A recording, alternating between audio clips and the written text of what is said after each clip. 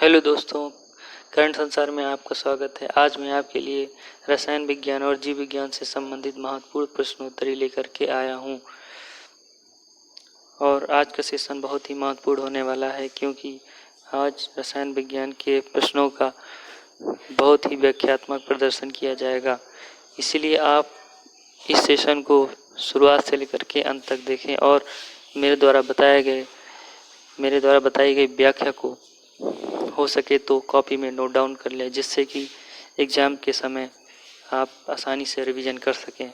तो दोस्तों, चलिए आज सेशन की शुरुआत करते हैं। और पहला क्वेश्चन है, निम्नलिखित में से किसको वुड स्पिरिट भी कहा जाता है? Methyl alcohol, B ethyl alcohol, C ethylene glycol, D glycerol. तो दोस्तों, इसका आंसर है मेथिल एल्कोहल। दोस्तों, वुड स्पिरिट की अगर बात करें तो वुड स्पिरिट को वुड एल्कोहल के नाम से भी जाना जाता है। वुड स्पिरिट को मेथेनॉल कहते हैं। इसका सूत्र होता है CH3OH। इसमें एल्कोहलिक ग्रुप OH होता है। इसको कैसे फाइंड किया जाता है? जब लकड़ी को डिस्ट्रक्ट किया जाता है, लकड़ी को डिस्ट्रक्ट करने के बाद उसका डिस्टिलेशन किया जाता है, तो इस प्रोसेस को कहते हैं डिस्ट्रक्शन डिस्टिलेशन। इसके द्वारा ही हमें वुड स्पिरिट प्राप्त किया जाता है। दोस्तों, अगला सवाल है, एंटीफ्रीज एक मिश्रण है। ए एसिडिक एसिड व जल का, बी फार्मिक एसिड व जल का, सी मिथाइल एल्कोहल व जल का, डी स्थायी एल्कोहल व जल का। दोस्तों, अगर एंटीफ्रीज की अगर हम बात करें तो एंटीफ्रीज में 50% जल और 50% इथिलीन ग्लाइकोल होता है। ये सबसे महत्वपूर्ण पॉइंट है एग्जाम की दृष्टि से, इसे नोट डाउन कर लें। ये 50% वाटर और 50% इथिलीन ग्लाइकोल का मिश्रण होता है। दोस्तों, जो शीत प्रधान देश होते हैं, जहाँ पर बहुत ठंडी पड़ती है, वहाँ पर जब टेम्परेचर 0 डिग्री सेल्सियस से नीचे आ जाता है तो इंजन में जो पानी होता है वो जमने लगता है। इसलिए दोस्तों, जब कूलेंट फ्रीज होने लगता है, तो फ्रीज होने के बाद कोई भी कूलेंट हो, पानी हो, तो वो फ्रीज होने के बाद उसका वॉल्यूम, उसका आयतन 9% बढ़ जाता है। इसके कारण उसके जो एक्सपेंशन प्रेशर होता है, इसके कारण रेडिएटर या सिलेंडर क्रैक करने की स्थिति में आ जाता है। तो ऐसी स्थिति ना है, इस स्थिति से निपटने के लिए हमें पानी में एथिलीन ग्लाइकोल मिलाना पड़ता है, वो भी 50-50% के साथ। 50% वाटर है तो 50% एथिलीन ग्लाइकोल भी मिलाया जाना चाहिए। और जो एंटीफ्रीज सॉल्यूशन जो तैयार होता है, तो यह इसका जो बॉइलिंग पॉइंट होता है -37 डिग्री सेल्सियस तक होता है। दोस्तों, अगला सवाल, जल में विलेय है ethyl alcohol, chloroform, carbon dioxide, carbon tetrachloride.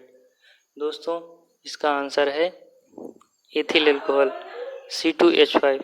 दोस्तों, अगर C2H5 की अगर हम बात करें तो यह एक रंगहीन द्रव होता है और इसका बॉइलिंग पॉइंट 351 केल्विन होता है।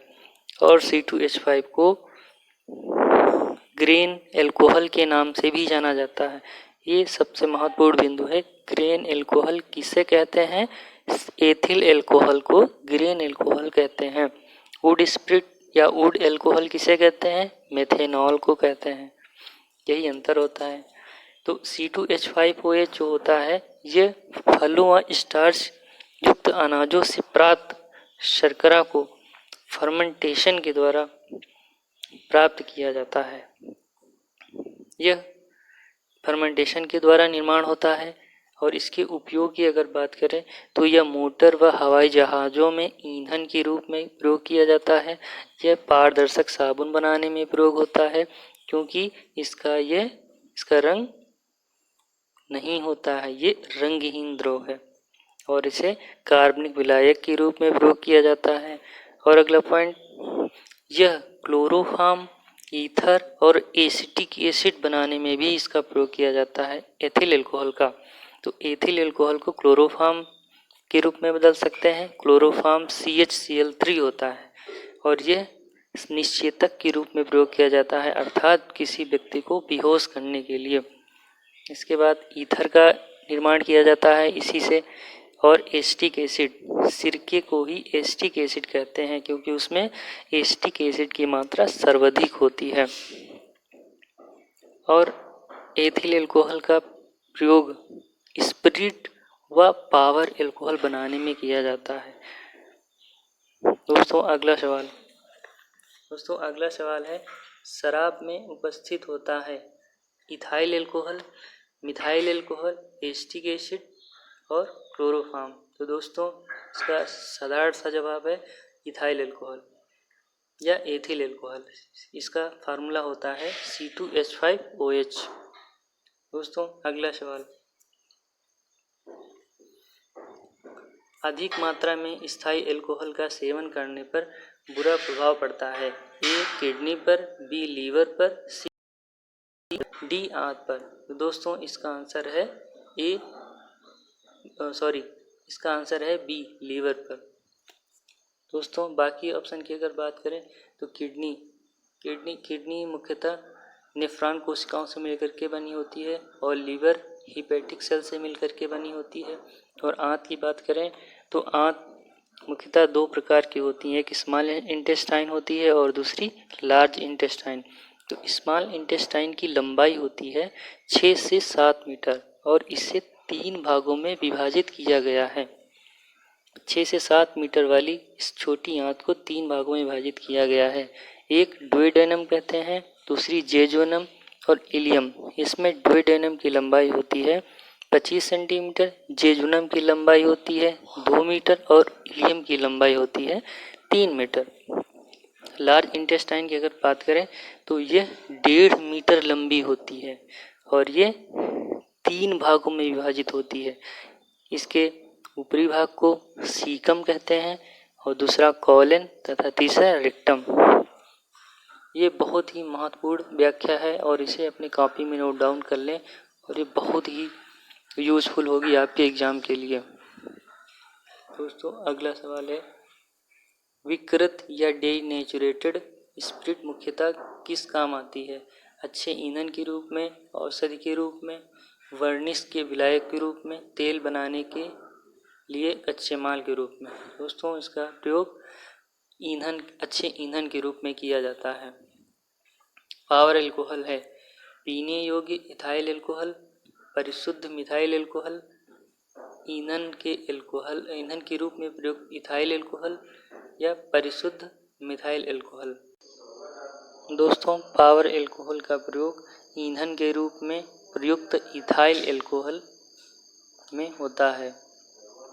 दोस्तों पावर अल्कोहल की अगर बात करें तो पावर अल्कोहल एथेनॉल, पेट्रोल और बेंजीन तीनों का मिश्रण होता है, या दूसरी भाषा में कहें औद्योगिक ethanol plus petrol plus benzene, इन तीनों के मिश्रण को पावर अल्कोहल कहते हैं।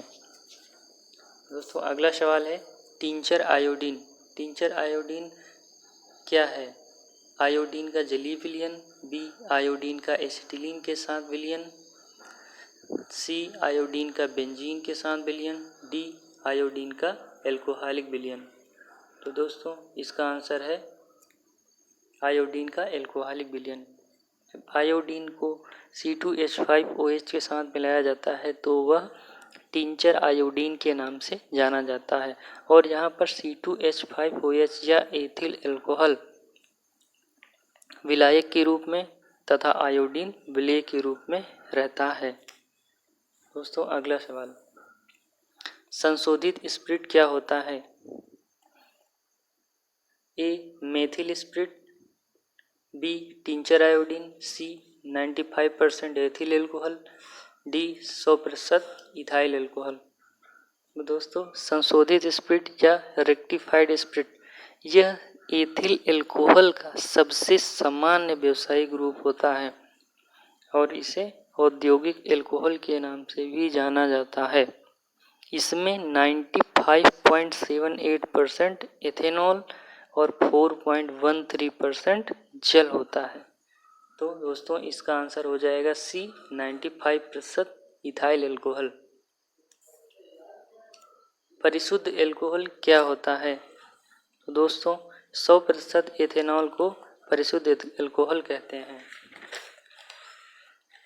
दोस्तों अगला सवाल, दाढ़ी बनाने के बाद चेहरे पर जो घोल लगाया जाता है उसके चेहरे पर ठंडक महसूस होती है। इस घोल में यह गुण किस यौगिक की उपस्थिति के कारण होता है? A ethyl alcohol, B methyl alcohol, C salicylic acid, D इनमें से कोई नहीं। दोस्तों इसका आंसर है ए इथाइल एल्कोहल। दोस्तों अगला सवाल, किण्वन कैसी प्रक्रिया है? ए ऊष्मा शोषित, बी ऊष्माक्षेपी, सी उत्क्रमणी, डी इनमें से कोई नहीं। दोस्तों इसका आंसर है बी ऊष्माक्षेपी। जब किण्वन की प्रक्रिया होती है तो उसमें ऊष्मा का उत्सर्जन होता है। दोस्तों अभिक्रियाएं दो प्रकार की होती हैं, एक ऊष्माशोषी होती है, ऊष्माक्षेपी होती है। तो इसमें जो ऊष्माक्षेपी होती है उसमें ऊष्मा का उत्सर्जन होता है और जो ऊष्माशोषी होती है उसमें ऊष्मा का अवशोषण होता है। दोस्तों अगला सवाल, एल्कोहल फर्मेंटेशन का आखिरी उत्पाद क्या होता है? दोस्तों alcohol fermentation anaerobic metabolic process का एक भाग होता है। एनएरोबिक मेटाबॉलिक प्रोसेस का मतलब ये होता है कि ऐसी उपापचयी प्रक्रियाएं जिसमें ऑक्सीजन की आवश्यकता नहीं होती है, ऐसी प्रक्रियाओं को एनएरोबिक मेटाबॉलिक प्रोसेस कहते हैं।